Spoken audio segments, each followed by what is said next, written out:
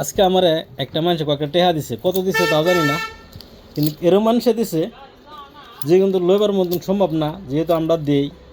কিন্তু কেলা কী ভাবে জানি আমার পয়সা কয়েকটা দিছে, তত রেজ কি পয়সা কিরম মানুষে দিছে, মানে ধরুন না যে বসে তো পয়সা তুলে 1-2টা যে দে এলারা দে, আমরাও দেই, মানে এলা আজকে খুশি হইয়া কয়েকটা টেহা দিছে।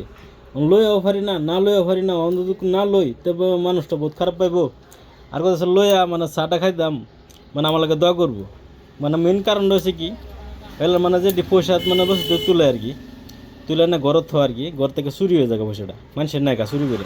তাইলে পয়সাটা থয়ে যা আমারও না, খুচরা পয়সা ধরে না 300-400 যায়ও সব আমার থয়ে যা। অন হেলে আমার পয়সা দিছে, কত দিছে কইতে না, বছর আমি দেওয়া দিছি।